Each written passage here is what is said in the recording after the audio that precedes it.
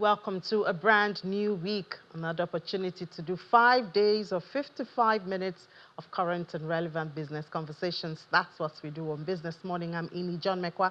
We start our business from the global space as usual. Oil prices slid more than 3% today, Monday, deepening last week's losses as escalating trade tensions between the United States and China stoked fears of a recession that would reduce demand for crude. So for this morning, we see Brent declined, lost $2.28. That's 3.5%.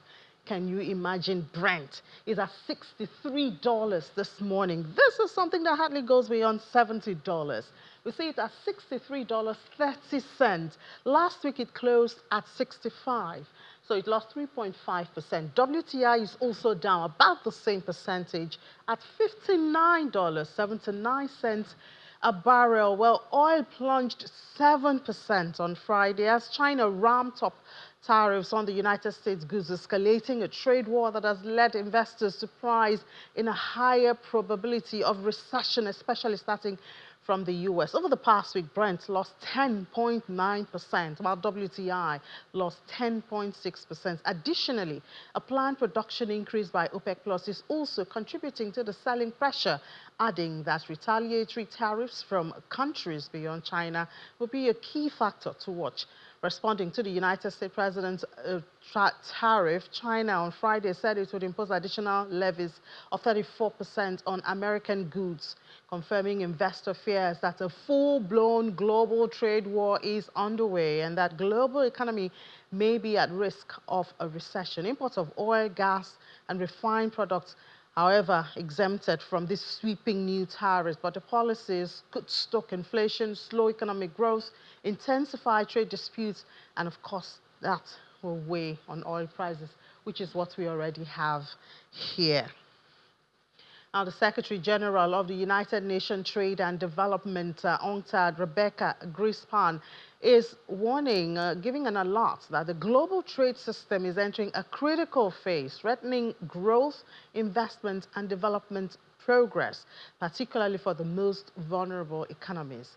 The body believes that while the need for trade reform is clear, the solution must come through dialogue and negotiation. Trade imbalances, concentrated gains, and outdated rules must be addressed without sacrificing those least responsible for it. UNCTAD is asking decision makers to urgently reconsider the tariffs imposed on vulnerable countries, as these measures could inflict great pain on millions of people. And still the spillover effect on Friday, April 4, Nigeria's central bank had to sell dollars to lenders to stem that erosion of the naira rate after sell-off induced by the tariff turbulence. The regulator sold $197.71 million to authorized dealers to ensure what they call adequate liquidity, noting depreciation pressure from President Donald Trump's announcement of new import tariffs last week, it said in a circular. Now, this measured step, they say, aligns with the bank's broader objective of fostering a stable, transparent, and efficient foreign exchange market. The CBN is asking all authorized dealers to adhere strictly to principles outlined in the Nigeria FX Market Code and to uphold the highest standards in their dealings with clients and market counterparts. Well, away from the tariff, at least for just a little bit, the Minister of Power, Mr. Adamawa, has promised that the plan to install 3.2 million electricity meters under the Nigeria Distribution Sector Recovery Program is set to commence this month, April. Well, the initiative, which aims to significantly reduce the metering gap and end estimated billing in the country, according to Mr. Adilabu, takes delivery of the first batch of 75,000 meters procured to bridge that metering gap this month, followed by the second batch, which is about 200,000 meters, and that is supposed to come in by May 2025. President Bola Tinubu has appointed Ayo Shotirin as the new managing director of the Bank of Agriculture. Until his appointment, Mr. Shotirin served as Group CEO of SAL Group, and prior to that, CEO of Sao Agro, one of Africa's leading food and agribusiness companies focused on agriculture and agro-allied services. Under his leadership, the firm Sao Agro is currently developing a 20,000-hectare oil palm plantation in Ondo State, Nigeria. Other value chains in its business include annual poultry production and processing capacity of 5 million birds, alongside aquaculture, maize and cassava. It further expand operations across Ogun, Ondo and Kwara State. Mr. Shotinrin also served as the Chief Executive Officer of Sao Capital, where he led the firm's appointment as a sole investment and multilateral advisory partner to the Ondo State government. He has served as senior advisor on several high-level federal and state government programs funded by development partners, including World Bank, AFDB, DFID, AFD, among others. And he holds an MBA from Side Business School, Oxford University, and an advanced undergraduate degree in environmental conservation and management from Oxford University, as well as an MSc in Engineering Business Management from Warwick University. A subnational now, the Adamawa State Executive Council has approved an amendment to the 2025 budget to the tune of 14 billion naira. Presided over by the Governor Umaru Fintiri, the council says the amendment is to enable the government to embark on other relevant projects. It's the fourth Executive Council meeting for the year 2025, presided over by Governor Umaru Fintiri. Members of the Governor's Cabinet are all in attendance. The meeting goes into a closed-door session. After some hours, the Commissioner for Information and Strategy, alongside his counterpart from the Ministry of Environment, briefed the media on some decisions arrived at by the Council. The Council has approved the amendment of the budget to cater for the construction of Adamawa State International Conference Center, to also look into the case of upgrading College of Agricultural Science, the institution of the state, and also to deploy funds in order to cater for the project, Rural Access Agricultural Marketing Project in the state, so that the budget will take its shape and capture all the projects that have been left in the earlier project approved. This is to note that we are not approving a supplementary budget, but we amend the budget of 2025 to fit into the project. The Council also made some interventions in the area of environment. The Council has now set up a committee and have given a maximum of 1 week to come up with a solution and a result that the state government will follow to see how we can minimize the impact of the climate change that we are supposed to experience in the state according to NIMET. The Adamawa State Executive Council believes the 2025 budget aligns with the vision of the Fintiri administration to capture projects that were hitherto omitted. Well, I guess the reigning topic globally now is the trade tariff. Let's look inwards, see how much impact we can expect. We saw on Friday the Naira lost a whole lot of value, took the intervention of the CBN to maintain it in a certain level that we have gotten used to. That's just one of the impacts. We've seen oil also drop We saw 65 on Friday, that's for Brent, and we thought that was the worst, but guess what, this morning we see 63. And what else can we expect of these come to stay? Let's speak to the Adjunct Faculty and Academic Director of Lagos Business School. He's also the Global Chief Executive Officer, Africa Programs at Lagos Business School, Mr. Patrick Akinwuto. Mr. Akinwuto, good morning, and thank you for joining us on the program. Thank you, Amy. So do we say these shocks we have seen from the Naira to the oil, would they come to stay, or are these initial reactions to this tariff war that we see going on, especially among the mighty economies in the world? Thank you. I think it's important to first look at what exactly is the context, what's the environment. Sun Tzu, in The Art of War, did state that wars, battles are determined by the knowledge of the terrain. So to start with, what does the terrain look like? We appear to be in a tariff pandemic now. We had coped with COVID-19 pandemic, and then we have the Ukraine-Russia conflict and the impact. We have the Middle East yet to be settled.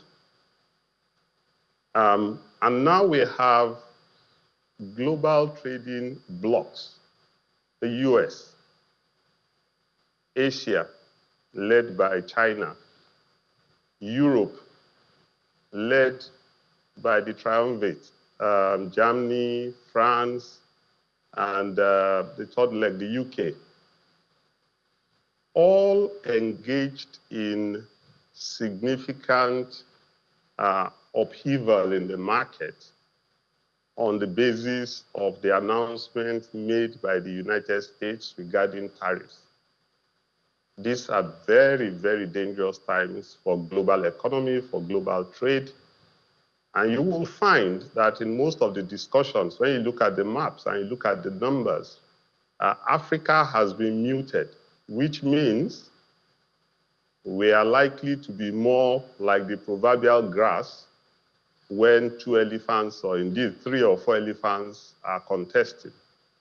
But in Africa, we have our own challenges that quite a number of the leading economies in Africa have been implementing reforms led by Nigeria and are just about getting to a degree of stability in terms of driving growth, having addressed some of the significant fundamentals. So in terms of timing, this is a very difficult timing, and there is more than tariffs going on. You have the technology and digital war going on, the battle for control of AI and the narrative and the implications, clean energy versus carbon energy. All those are on ground. Then let's come to Nigeria. In Nigeria, we have been going through significant policy reforms, which fairly, in spite of the pain, was the right thing to do. Today, some of those reforms are beginning to bear macroeconomic success or gains.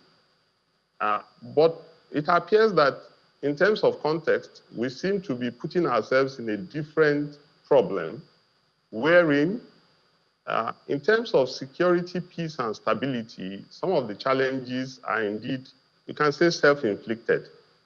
The contest in the South-South threatens our core revenue base, which is our oil revenue.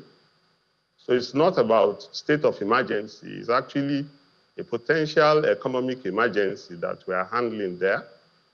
Add that to our food basket, the central part of Nigeria, from Edo State to Kogi State to Plateau State.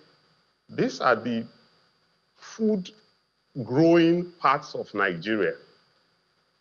And all of a sudden, there is security challenges or political challenges which leads to security challenges in each of these areas.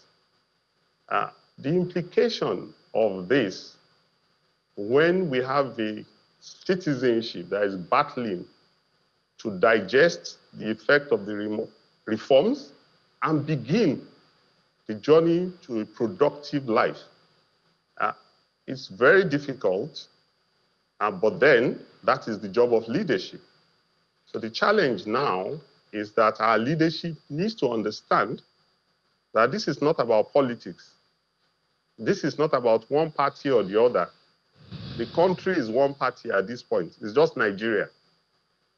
Because Nigerians need to attend to the issue of food on the table and jobs. And the current scenario poses a lot of challenges. All right. Mr. Kimuso, just a minute, please. You will continue with, where you are, but we'd like to tell our DSTV viewers that at this time, we know it's 2025 Police Day today, celebration. It's happening in Abuja, and so we will lead you, that's our DSTV viewers, to the Eagle Square in Abuja for that celebration by the Nigeria Police Force. But even if you're on DSTV and you want to continue with Business Morning, please switch to on YouTube to the next window, and we'll be right here, as well as our other platforms. Thank you so much. So, Mr. Kimuto, sorry for that interruption. That was a necessary one. Please, could you go ahead? Thank you. So what are the implications? A potential slowdown of growth, attendant cost-induced inflation, because what tariffs does is increase the cost of goods that is delivered to the consumer.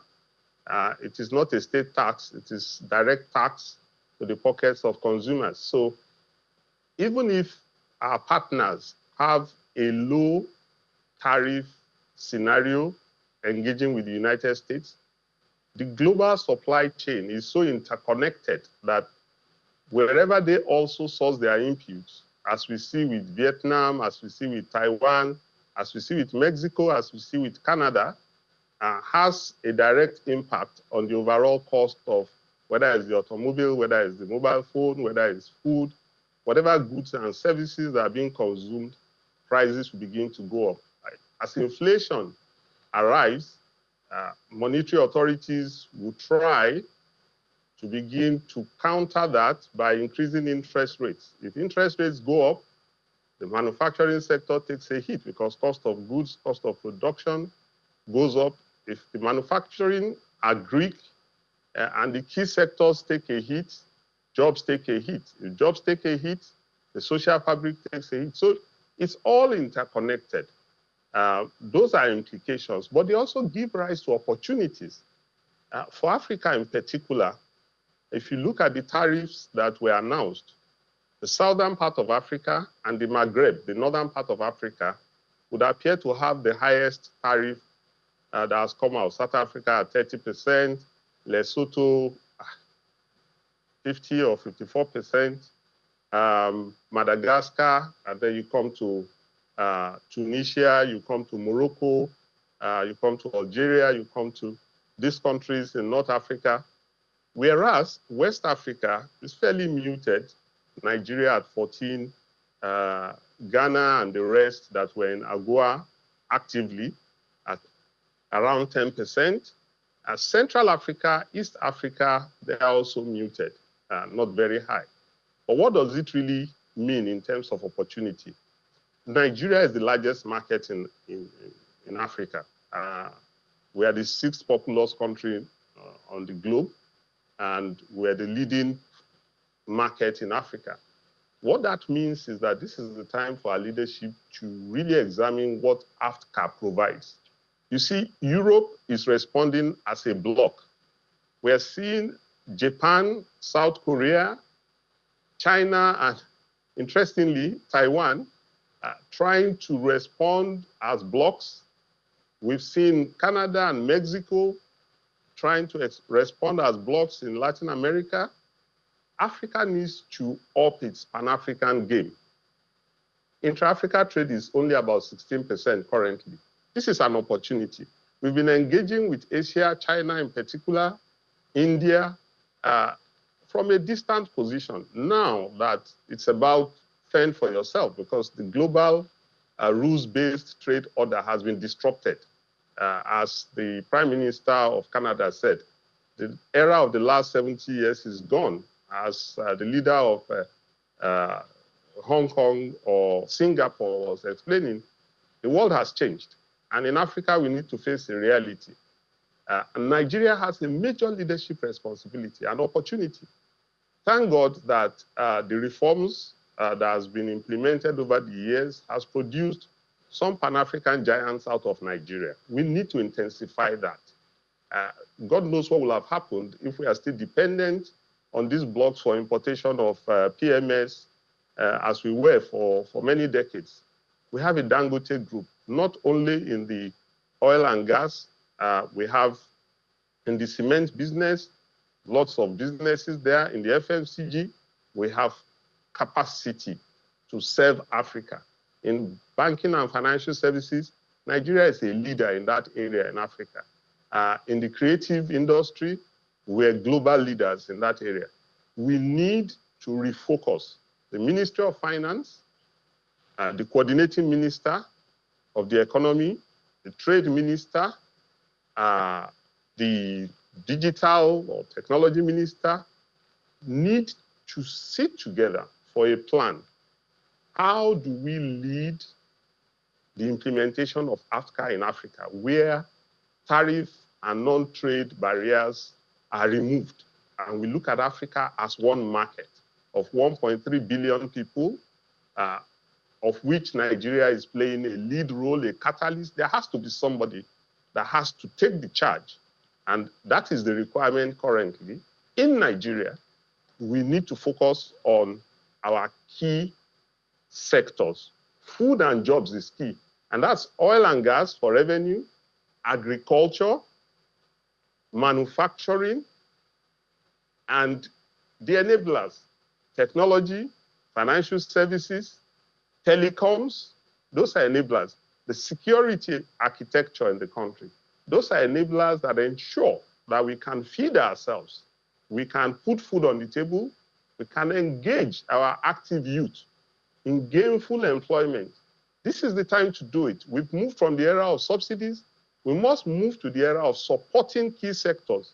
Those key sectors need all the support. If there's a shakeout, as will happen with this war, there will be challenges. A lot of our key companies on the stock exchange are currently in negative capital because of the implication of the exchange rate adjustments last year. The banking industry, to the wisdom of the central bank, has engaged in a recapitalization. All our key companies need recapitalization. Where will the capital come from? We have the diaspora that has enough resources to look at Africa as opportunity now. We have Asia looking for places to produce. We need, instead of them exporting adire to displace textile here, they should come and establish the adire plants here in Nigeria.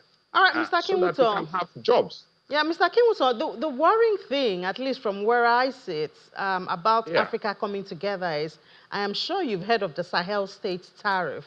So that, of course, reduces that 1.3 billion power that we have. We've been talking about ECO for a very long time. We have AFCFTA. I don't know how much of it, you know, is working. So these are the challenges that, even though Africa has the potential to come together and make the most of the opportunities from this trade war, we have issues even within Africa. Absolutely, and that is where the opportunity is. I talked of the triumvirate of Europe. We need to establish that in Africa. South Africa, Egypt, Nigeria need to start to act in concert. All the other parts of Africa will move along that line. Food security. Across Africa, food is produced, but get destroyed just by the border constraints before you move your tomatoes from one part to the other, or your cassava from one part to the other, or your plantain from one part to the other. We can feed ourselves in Africa, but it needs leadership. We need to look at the leading economies, both in terms of GDP, the top 10, and in terms of population, which is market size. I understand the challenge that the Sahel states pose, but in terms of the global context of number, population, or capacity in terms of economy, the three countries will not go beyond, will not be up to 10% of Africa's real issue. They will be handled, but we need a larger picture. We need leadership that moves beyond seeing to visioning. And that is taking a deeper look at what are the interconnectivity? How do we solve it? An entrepreneur out of Togo solved travel by air across on a horizontal basis in Africa. That entity is called ASKY. Before then, you have to fly to Europe, even to go to a neighboring country in West Africa. But today, you're able to do that. We can bring that to ease of movement of agricultural goods, to ease of movement of building and infrastructure items. It amazes me. Growing up, I saw a lot of mud huts around. It may look a bit traditional and archaic, but the fact is, it's still about shelter. So all our various top universities, technology institutes, we should not be arguing about whether there's a degree or whether it's HND or degree. That's not the issue. The issue is, how do we turn this to centers of excellence to produce to meet Africa's needs? If it is red bricks that will solve our housing challenge, there's enough red mud in Edo State, there's enough in Osun State, there's enough in parts of Nigeria, then let's get at it. Let's get our able-bodied youth starting to be engaged. Instead of sending people money, 50,000, 100,000, whatever it is, as gifts, why don't we engage all this abundant labor in, for instance, building new houses so that people will have jobs, they will still be paid, so it's not subsidy. They're creating assets, and they can also export that skill to begin to build Africa. If you come to the agri sector, the same thing. We are already seeing that in the banking sector. The government should continue to support the banking sector to think Pan-African. And for us at LBS, for instance, this is why we have the Global CEO program, where in LBS, we say there is a need for a new thinking of business leadership that prioritizes Pan-African multinational organizations. It's not going to the Harvards or the institutions in Europe and be looking at examples of companies out there in the West. Let's look at entities here in Africa. Recently, I saw a clip of people coming from Harvard to visit the Dangote refinery. That's an example. When I was much younger, it would be somebody going to Coca-Cola somewhere in Atlanta. Now, the world has the opportunity to come to a truly world-class establishment in Nigeria. And we have pockets of that across Africa. That's what we should be doing. That's what our leadership should come together. Forget about all these issues of historic party, whether it is French-speaking. We're Africans. If we cannot communicate in English or French, then let's communicate in whatever sign language or local language. If you're a Yoruba man, you can communicate in Yoruba in Benin. Instead of worrying about French, you can communicate in Yoruba in Burkina Faso, in Cote d'Ivoire. The same thing, the Ga language, the same thing in East Africa, Swahili. Let's begin to go beyond looking at the historic borders. This tariff pandemic is a wake-up call. You know, in the days of Noah, they said they are building the ark. People could not understand that when the water comes, there's big trouble. Africa has a signal up. Nigeria has an advance notice. This is war coming. We have more than 250 million mouths to feed. We had better get down to business instead of all these intra-party issues, instead of all these sectoral issues and thinking about election 2027. That's not the issue. The issue is that our people need jobs. And our people need food on the table. If not, there will be anger on the streets. And we cannot make progress if we have internal strife. So these are the issues. Leadership, conscious visioning on the key sectors that we must support. We must support them. America is trying to support their own industry. We have to support our own industry. We have to leverage the market. We have to be disciplined. We cannot be talking of buying jets and renovating big executive mansions when there is hunger in the land, when war is coming. This is economic war coming. And when it happens, every other type of disease or whatever can climb on it. So we have the opportunity. We have the resources. We need leadership that is focused and engaging. There's no leadership in silence. You have to engage the followership. You have to be accountable. You have to tell us how we've made progress last month, what the interconnectivities are, and why we should go in certain direction. That engagement is lacking for now. And we need that visibility. All right, Mr. Kimuto, thank you so much. Obviously, you are the CEO of Africa Program, speaking there for Africa and the opportunities available, especially for Nigeria amidst this trade war that's started by the United States. Mr. Patrick Akinwuton is Adjunct Faculty and Academic Director at Lagos Business School. He's also the Global CEO of Africa Program there at Lagos Business School. Thank you so much for sharing your perspective with us. Thank you very much, Ini. Have a great day. You too. Well, of course, the conversation is still not far away from that. But now let's look at the perspective of the Nigerian American Chamber of Commerce. Their national president, Alhaji Sharif Balogun, joins us from our Abuja studio to also see what they see amidst all of this trade war. Good morning, Alhaji Sharif, and welcome to the program. Good morning, and thank you for having me. Great. So I don't know how to describe these times for the Nigeria-American Chamber of Commerce when it does seem like the U.S. doesn't want to have any close tie with anybody. Everybody's getting slammed with a tariff. Yeah, well, quite interesting times for Nigeria, interesting for us at Nigeria-American Chamber of Commerce. And I've had this question thrown to me by people and say, oh, Nigeria-American Business Chamber of Commerce, what does this portend? Because America does not want to do business. And I say, well, it's not that America does not want to do business, but we have to look at it globally and look at how does it affect Nigeria and what do we need to do as Nigeria. And then as a member of the global community as well, what happens is other country also portends troubling times for us.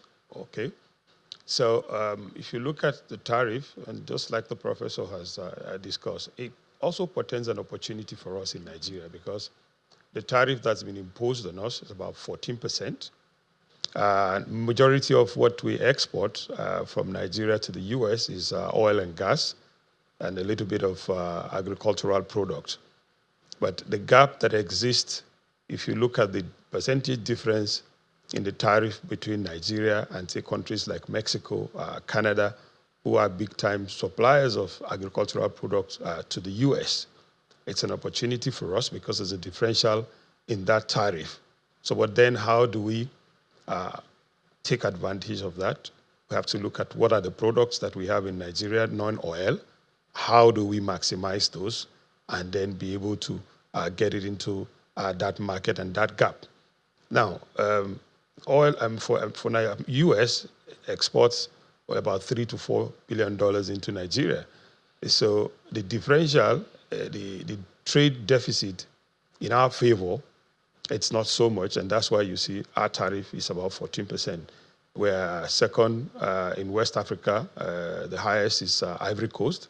But looking at Africa globally, South Africa, Madagascar, and other countries that have a higher amount of export volume corresponding to the trade deficit as well as they have with the US is what has caused them to have those higher tariffs.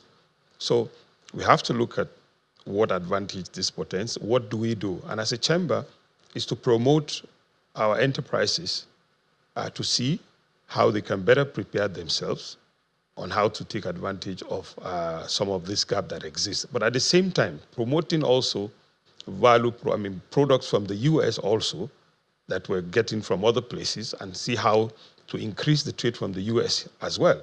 so that there will be a balance. And you can have a win-win in a trade situation. If our aggregate of our tariff is about 27% to goods coming in from the US, we can look at what do we do to reduce that gap so that we have a more balanced trade, which will be favorable. The US market is one of the biggest markets in the world, and we definitely need that market, just like they need other products from us. So it's to try and see a situation where you have a balanced trade, which will be favorable to both parties. So at the chamber, I think we have a lot of work to do, back ends, also some diplomacy as well in trying to negotiate. And the US president said it, a lot of countries are calling the US now, they want to negotiate. Yeah, So we what this have means 50 is countries. these tariffs, 50 as they kick in. 50 countries we hear have called the U.S. that they want to negotiate, and we hear even Nigeria, you know, they're Precisely. also working with WTO. But I would just like to know, I mean, you have members that are businesses of different sizes. When you say that you are promoting, you know, some of those opportunities, how are you doing that? What are those sectors, you know, that can actually take advantage of the opportunity which you mentioned is available at this time? Okay, so those sector, I mean, largely agriculture is one of the biggest sector that presents that opportunity, and then the textile and garment sector is another one. U.S. is a big consumer of textile, and we used to have a boarding, cotton, and garment sector in Nigeria. So this portends for us, because if you look at the countries that are doing most of the export in the textile and garment sector to the US, have very, very high tariff presently. So that's an opportunity for us if we will restructure and do the needful so we can get into that huge market. Solid mineral also, it's another one. We can look at Nigeria, luckily has a lot of the critical minerals, energy minerals that are needed. And of course, you know, the energy minerals play a very vital sector, and it's a strong negotiating tools which you can use to negotiate better conditions among trading partners. So Nigeria has a lot of lithium. We have graphite. We have cobalt. We have manganese. These are energy minerals that is needed and are critical. And you can see China making a play with that advantage that they have in those critical minerals. So these are sectors that we can develop, and we can use them, you know, as a tool. We can use them as an advantage to seek better conditions for trade policies. So we outlined them. Also, steel is another sector. If we can get our Ajaokuta up and running, you can see the tariffs slapped on countries that are producing steel.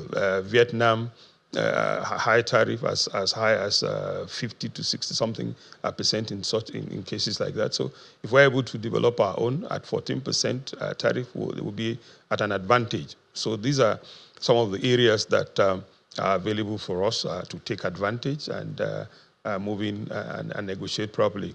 And also, the government should negotiate, to engage with the U.S., like the president said, over 50 countries have called. We should also make that call and make a case. We've had a very good and robust business relationship with the U.S. And the stability of Nigeria portends stability for Africa, taking into consideration our population. And so if you have a stable Nigeria, you have a stable Africa, then which is good for global trade and the global economy and life. So we can engage them and begin to talk as well.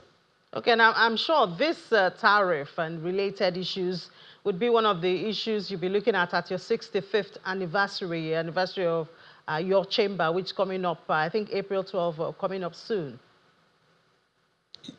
Yes, you're correct.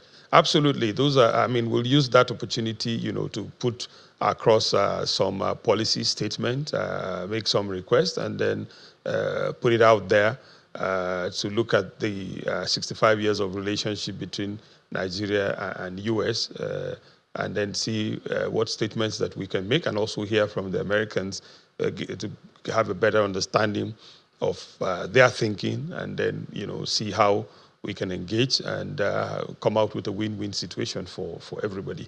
And we invite you and the general public to, you know, be part of that celebration that will be coming up on April 12th. So what else are we expecting at your anniversary? And where is it holding? It's holding at the Lagos Continental Hotel in Victoria Island, and we'll have a packed full event. We have an event that is 5-in-1. As I'll be inaugurated as the 20th president of the chamber. We'll also be honoring some very important organizations, individuals, and companies that have excelled and have contributed to Nigeria's economy. We'll also be inducting new members, over 40 organizations that are going to become part of members of our chamber. And also we'll be unveiling a 3D model of our proposed headquarters permanent building, which we'll be having in Ikoyi or Victoria Island. It's going to be a building that will have all the modern facility, a smart building, which will have rooms and conference facilities for promotion of business enterprise, and also focusing on gender. We have a lot of programs to encourage women to go into exports, and we'll have especially rooms and facilities to promote that. So it's going to be packed full of activities of 5-in-1. We welcome you to be there at Continental Hotel, Victoria Island, Lagos. So anybody can attend, since you're sharing a public invitation. Yes, it's an invitation. We welcome the public. You can reach us, and we'll give you an invite to be able to attend the program. All right, thank you so much, and congratulations on your 65th anniversary. We hope that your chamber can help Nigerians, or Nigerian businesses at least, maximize the opportunities that you said we see in this tariff war. The national president of Nigerian American Chamber of Commerce, Alhaji Sheriff Balogun, thank you so much for your time. Thank you so much for having me, and definitely we'll do all we can to ensure that we help Nigeria to navigate this and put our businesses on a better pedestal to be able to take advantage and also manage the tariff and its implications. Thank you. All right. Thank you. So, I mean, in the global space, of course, that's where this tariff war is starting from. We can't expect a whole lot different from that, can we? Willie Bong has the global news now. Will, I know you come with stories of tariffs, Trump tariff, and more tariffs. And more tariffs. He describes it as a beautiful thing. So let's just enjoy it. Yeah, I know. After Liberation Day, yes. Oh, yes, probably after Liberation Day. Right.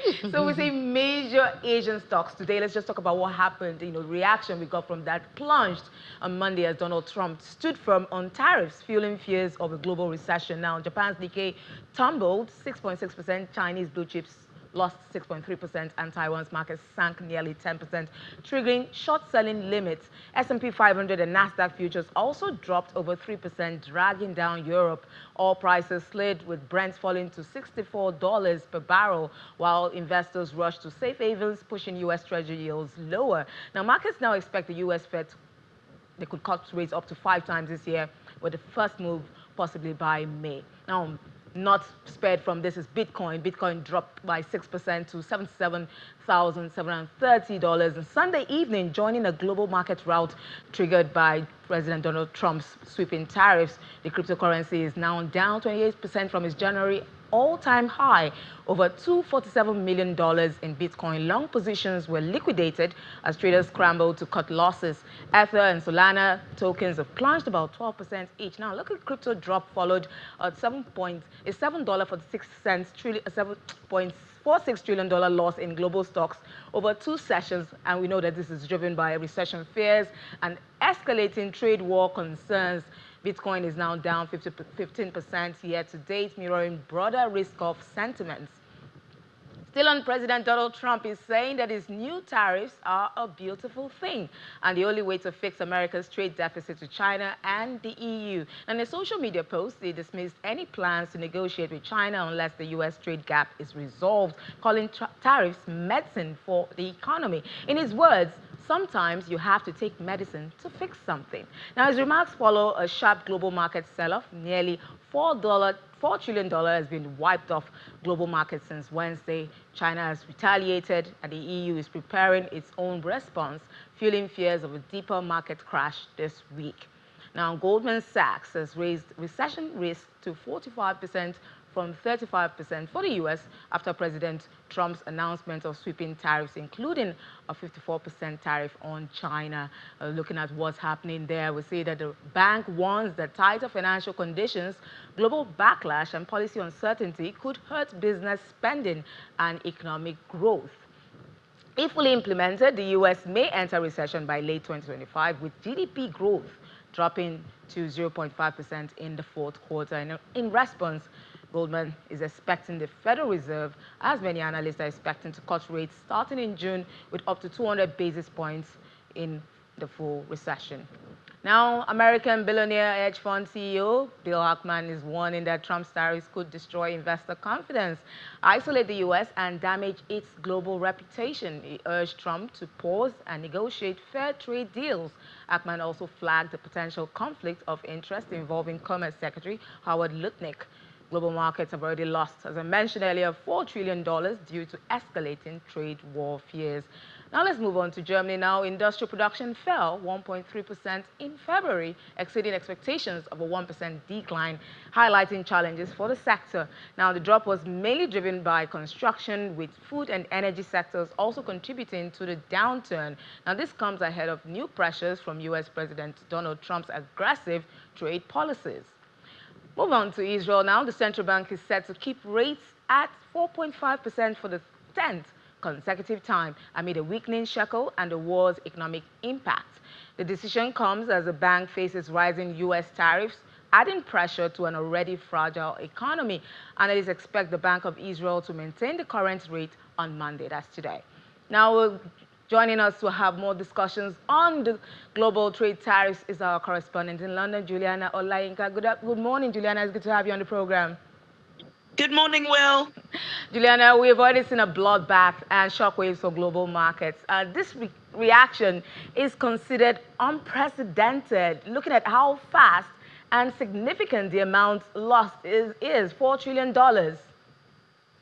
Absolutely, Will. I think you've used the correct descriptive term to call it unprecedented. And it's 6 years ago, on this exact program, we were using the same descriptions to describe the bloodbath following the COVID-19 lockdowns. And I think it feels as serious as that. This is pretty serious.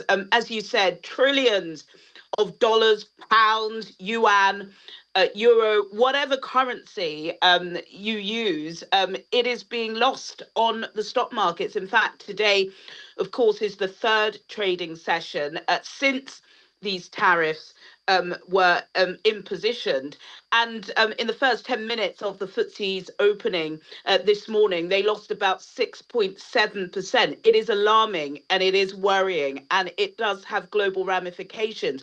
I think the reason why a lot of us are taking this as a joke is because most of us don't trade, but this is absolutely going to trickle down to consumers, to normal everyday people. And unfortunately, we know that those in less developed countries who rely too much on the dollar are going to be affected. So yes, pretty serious declines. I think in the UK, we haven't been hit as badly as we've seen in Germany. Of course, Germany, very export dependent country, particularly with their big cars. We all know the big cars that come from Germany. And France has also been affected, but still very significant. We're all waiting for the Prime Minister, Sir Keir Starmer, to speak. He has given an address much later today. And of course, the markets are going to be hanging on to his every word. The markets really are hanging on to everyone. We want to know what he'd like to say, because we know that he says he's ready to shield the UK businesses from the fallout of the US sweeping tariffs. But we know that the UK has been hit by, the auto industry has been hit by the 25% tariff. What do you think his words mean when he says it's going to shield the businesses in practice, and how does he plan to soften the blow also? Does he have no plans for retaliation, as we've heard from maybe say France presidents?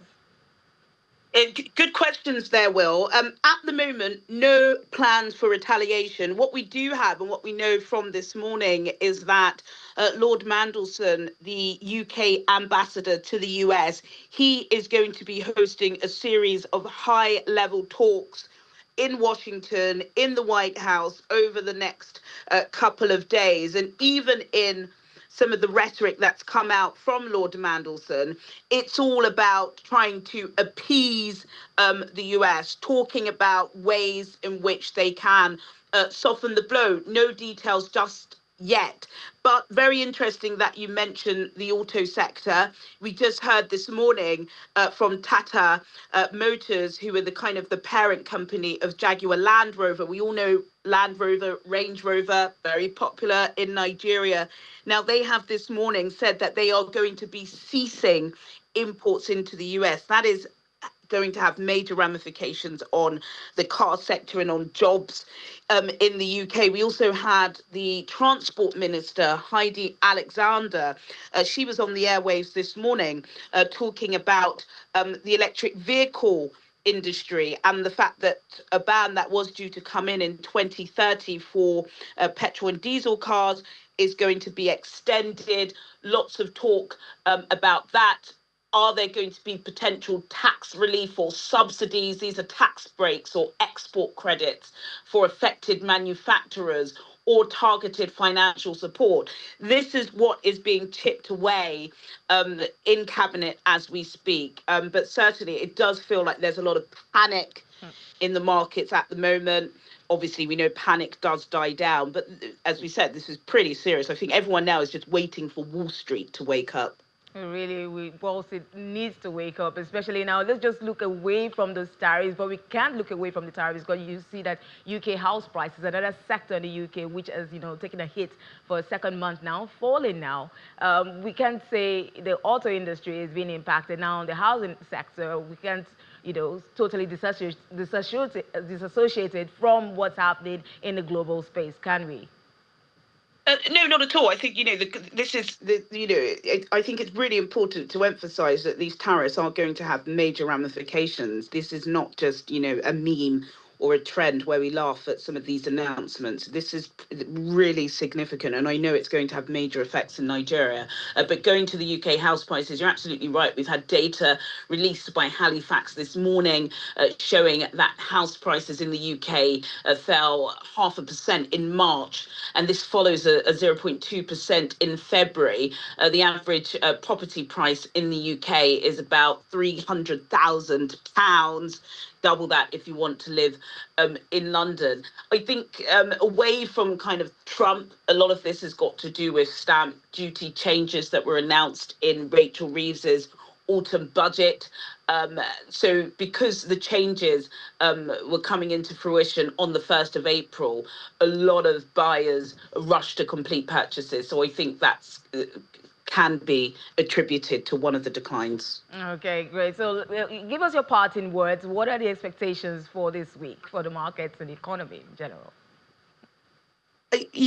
We don't want to head into a global recession. I think in the UK, we're very much kind of shielded away from being so dependent on the US dollar, so dependent on UK exports into the US. And of course, we have that as has been coined recently, this special relationship.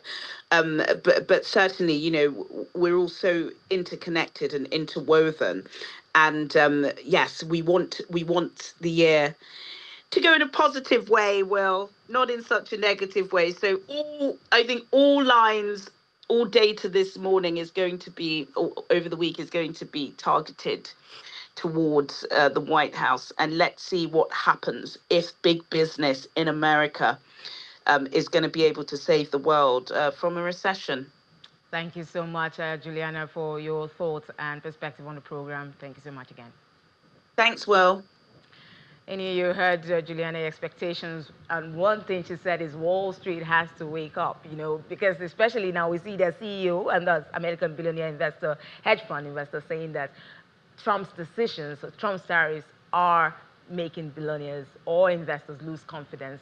And we've seen Elon Musk President Trump's friend even losing some millions of dollars. Of course. So it's hurting his circle as well. But he said we need to take medicine, to get better. And when you take medicine, you have to wait a while to see the results. All right. So maybe we'll just see how this plays out. And keep our fingers crossed. As usual. As usual. Thank you so much, Will. Well, back here in Nigeria, the Take It Back movement, the youths are on the streets.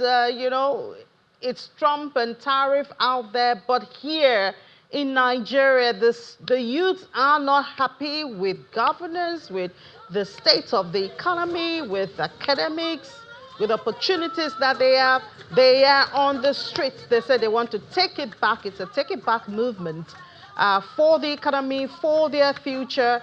They're out there in different parts. I know you saw visuals earlier during Sunrise Daily from Port Harcourt. We have some youths in Abuja, close to where the police are celebrating their day. And they have the police have already sent out caution that there shouldn't be protests at this time because of the police day. But the youth are insisting that they want to air their views. They are not happy with the state of the economy, and that's why they've taken to the street. It's also important to note that the youth in the north say they won't be a part of this. So it's mostly in the southern parts of the country. I'll just let you listen to them a bit.